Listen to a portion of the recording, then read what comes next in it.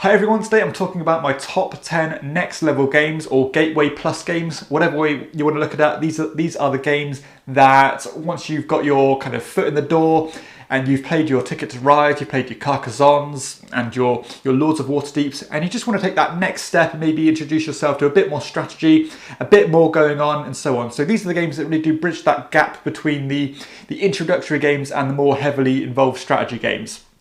Before I get started, I just want to say a massive thank you to my newest Patreon, Gerard Miles. Thank you very much for your support, and if anybody else wants to back me on Patreon, please visit my page, and I hope you think about, maybe pledging a couple of dollars a month or a couple of pounds a month. But let's not go into that, let's get started at number 10. So at number 10 I have Runestones. So this is a game that came out a couple of years ago, designed by Rudiger Dawn and published by Queen Games. This one is very much a game, in my opinion, that's flown under the radar and maybe not quite got the praise that it deserves because it's very well put together. So this is like a deck building and almost deck deconstruction game where you have different cards and you are playing these cards either to get more cards, or you can actually choose to take two of those cards and basically combine them together, getting a separate ability on those cards, such as getting gems and so on, or maybe more cards or dice rolls to get you extra abilities. But the highest number of those cards is then discarded from the game for the good and back into the pile. And you'll take the lowest one back into your hand. So you've got to know when to sacrifice things. But the reason you're sacrificing them is because you're getting these gems, and then these gems could be traded in to get these extra stones that go onto your player boards. And as you accumulate these stones, you can cash them in to get lots of points, and eventually get rune stones, which can give you kind of engine building opportunities to do things better than other players can do, and give you kind of unique abilities and things. So it's one of those games that has a nice progression throughout, where you go from one stage to the next and almost upgrade your resources from stage to stage. And I just love the way it flows. It's pretty simple in terms of breaking it down and explaining to someone, but it still has some real interesting decisions. And almost like a push your luck element as well, because as you're accumulating these gems onto your player board, then you have this ability to either cash them in where they're not worth as many points, but to ensure that you're going to get the runestone you want, or maybe wait a longer time and potentially risk not getting the runestone you want, but getting more points in return. So some really interesting decisions here. Again, I think it flows wonderfully. A great production by Queen Games. And as mentioned earlier, I think this certainly is a game that if it fell onto more players' tables, then that word of mouth can spread, and this could really hold its own into being like almost like a really wide appeal game that everybody could be enjoying. So at number 10, I have Runestones. At number 9, I have Museum. Now, Museum is an absolutely stunning looking game, and I describe this as the ultimate set collection game. So the idea is that we are supposed to be these curators with our own museums, and we are collecting different artifacts from different cultures and different almost like genres. So you've got like your military stuff, you've got your nautical stuff, and all these different things. And you are collecting them in different sets. So not only are you trying to organise them in the actual regions of the world they're from, but you're also trying to collect them in their different categories as well.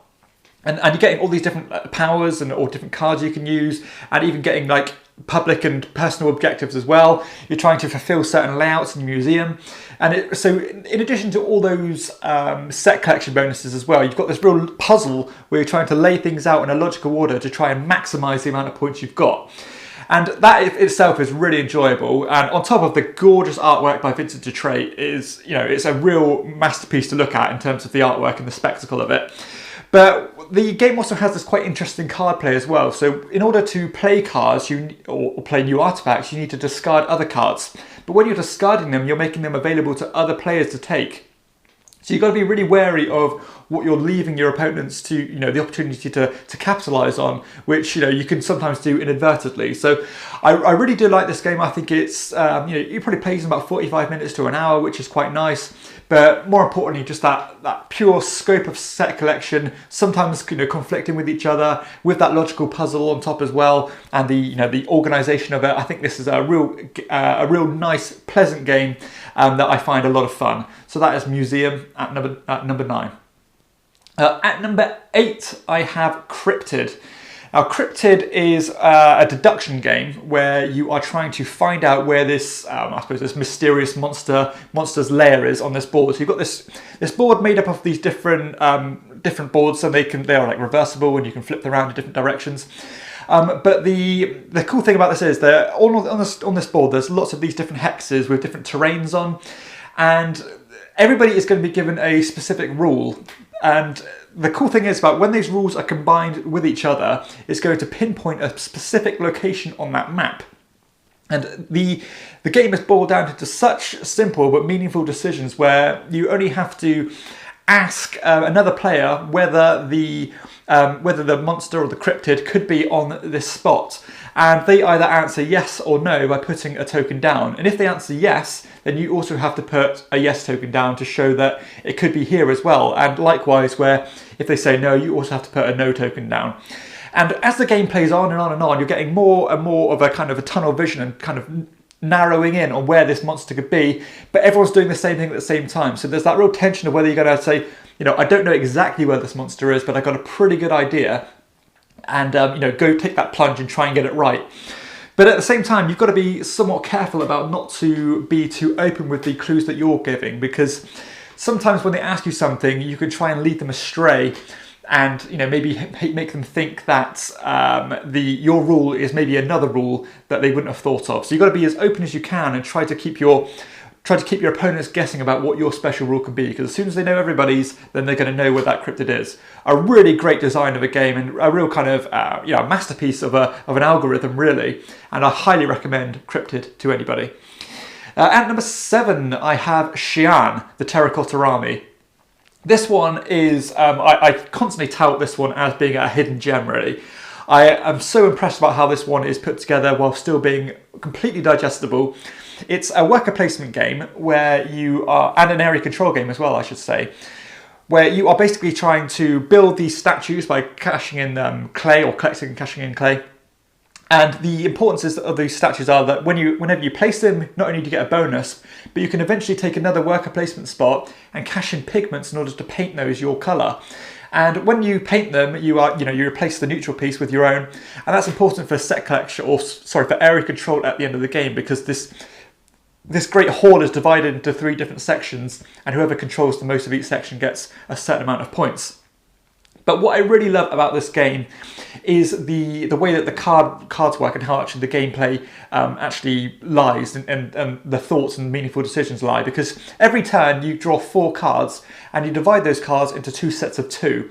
And those cards are important because not only do they show you the initiative value, but they also have a certain power associated to them as well.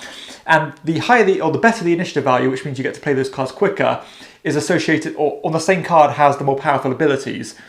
So, you have to sacrifice one for another. So if you want to go first with something, you're probably giving up your strong ability to do so. And the other card you're putting in that pair is going to be the action you're going to take. And being first is so important with this one as well, because there's only actually 4 worker placement spots. Again, one of them to build a statue, one of them to paint a statue, one of them to climb a separate track and get abilities, and the other to collect artifacts for set collection bonuses at the end of the game. But I really like this game. It's so easy to explain, and again, it takes about 45 minutes to an hour to play, which is really good for a game of this magnitude. I really can't speak of this one highly enough. I think maybe when you start venturing into those real heavy games, you might start to leave it a little bit behind, but it bridges that gap perfectly between one of those really accessible gateway games and those higher level strategy games. So Xi'an, the Terracotta Army, is definitely one to check out, and I think I've even got a rules explanation on my channel if you want to go check that one out. At number 6, I have Wingspan. So Wingspan is an immensely popular game. It's an engine builder game where you are collecting different birds from North America, at least in the base game, and you are laying them out on your player board. And the cool thing is you're laying them out in these different rows where you have like your seabirds, you've got your kind of tree birds and your shore or coast birds, I suppose. And you are either taking, I think it's one of 4 actions, either to draw more cards, or you can play cards, or you can get food and stuff in order to play new cards. But whenever you take these actions, you can choose to run this engine of birds. So all the birds that you accumulate start to have really cool, unique abilities, and can maybe get you food, or they can collect eggs, which are points at the end of the game, and so on. So, and as you get more and more and more, they start to kind of compound with each other and work together in really cool and interesting ways. But not only do I think it's cool because in terms of how accessible and inviting this game is, and just the appeal of it as well. The production is great, or all that stuff, but the gameplay is actually surprisingly interesting and engaging for such a welcoming game, which is nice. I think a lot of people would tout Wingspan as being a gateway-friendly game, but I personally think there's more going on in this game than maybe might first meet the eye. There are objectives as well. There's public objectives, and you can choose to put that either in a competitive way in terms of being the most to collect a certain type of bird or something, or just give you points based on how many you have. So you've got that kind of tailoring there, whether you want a more competitive game or more kind of a point salad style feel. But yeah, it does come together really well, this game. I can certainly see why it's taken off and reached the heights that it has, because it does tick all the boxes really. And for that reason, I can't really fault Wingspan, and certainly recommend checking it out, because that many people can't be wrong. At number 5, I have Raccoon Tycoon. This is a game that really did surprise me when I first played it. This one is a really accessible economic style game. So you are essentially trying to get as much money as you can in order to buy things to get points. And it has a very cool game framework where you take very simple decisions, such as either increasing the value of certain resources and collecting those resources, or choosing to sell those resources, because all these different things, you've got your crates, and you've got like wine and stuff, and all those, the value of those goods fluctuates throughout the game depending on cards that are played. So at some points they start to become very cheap as more and more people sell them, but as they start building up again, they become more valuable, which is great. So knowing when to buy and sell is extremely important.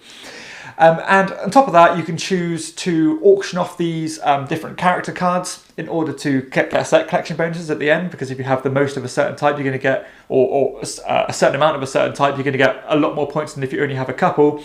But at the same time, you've got to be careful about not letting your opponents get them. And that it has a real free flow auction with it. That's a lot of fun, and you can bid what you want. And the ramping up of those values is also really fun.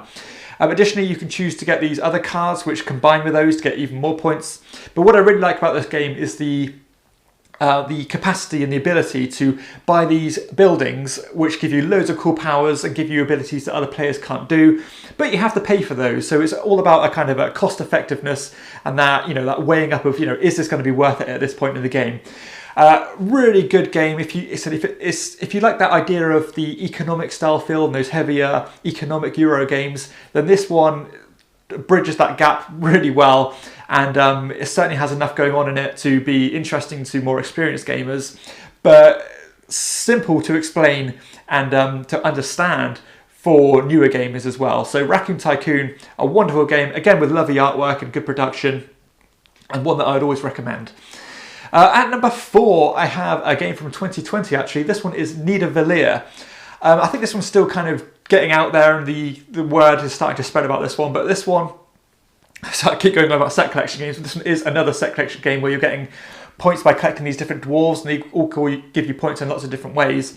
But what I love about this game is how you actually acquire them, because it's almost an auction style game where you have a certain number of tokens, and you bid those tokens based on these different taverns that have different displays of dwarves on them. So you're trying to collect these dwarves to get points, and the more you collect of a certain type gets you, more points.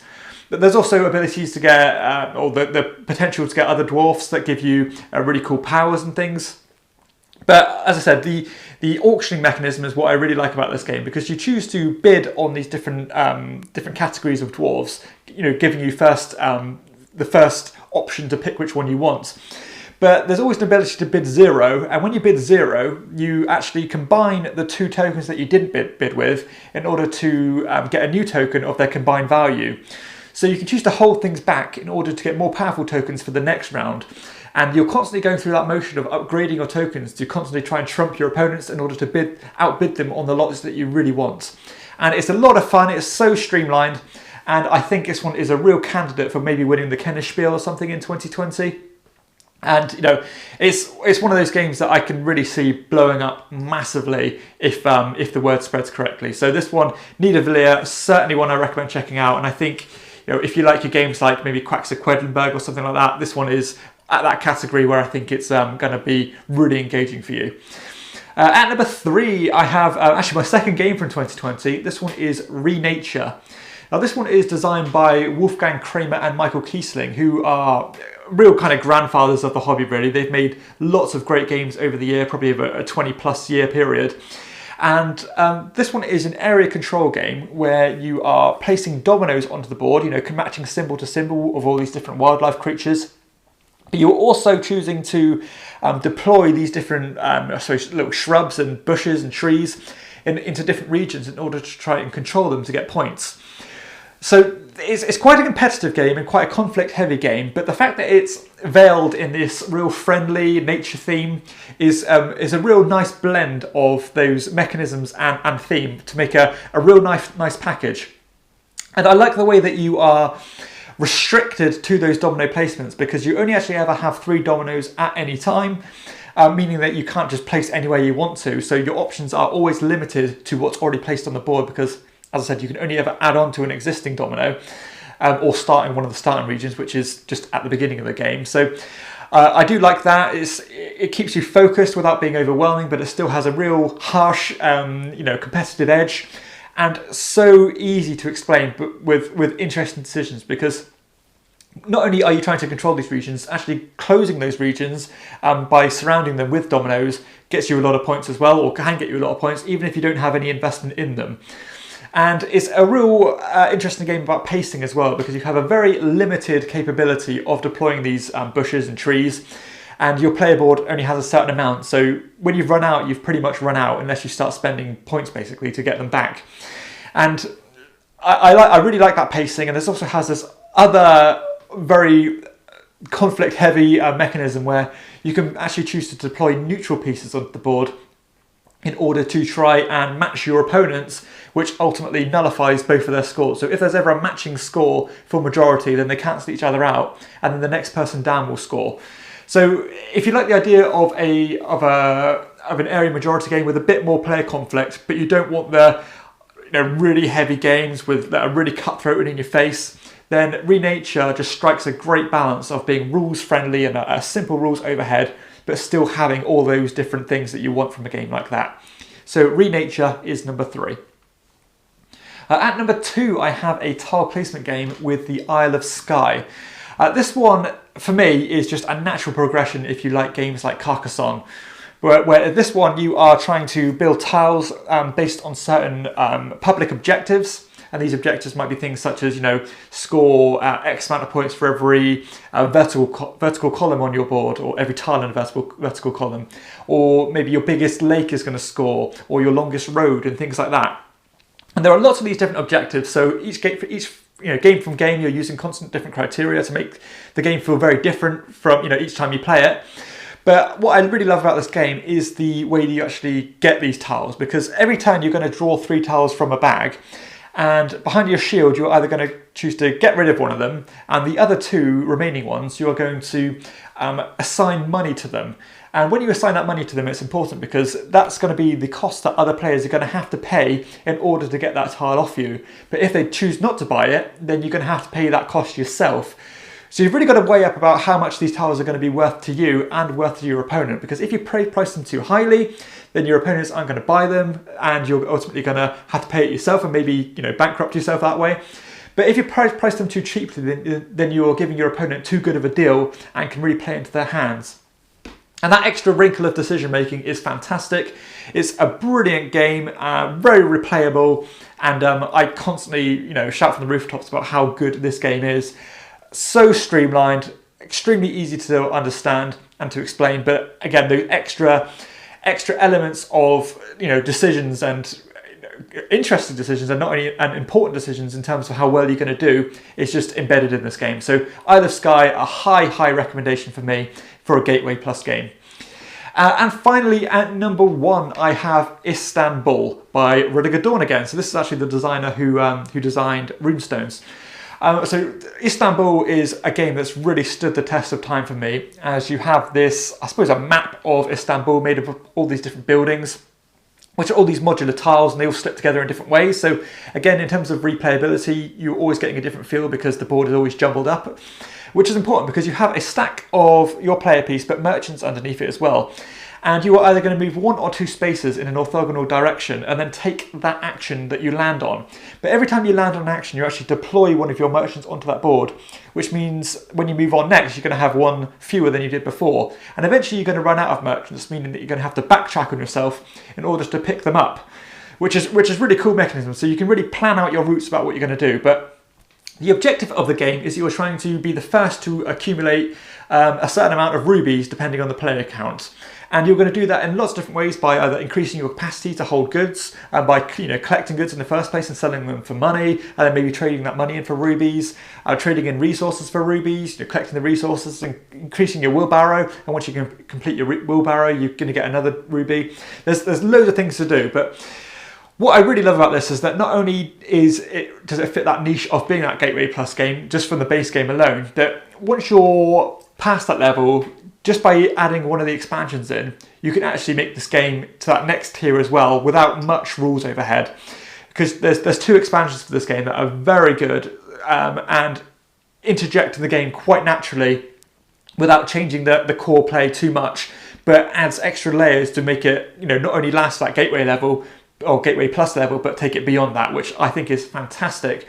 As I said, one I've had in my collection for a long time. I'm not even slightly bored of this one, and I've played it a lot. I just think it's a fantastic design, one that's constantly engaging. It's fun, it's tactical but strategic. As I said, every game is different from time to time because you're formulating different routes. You can't just follow other players, because if you do land on the same spot as them, you have to pay them money. It's just a real dynamic and interesting race game that I cannot speak highly enough of. That is Istanbul by Rudiger Dawn. So I hope you've enjoyed this video. I hope there's something on here that's piqued your interest.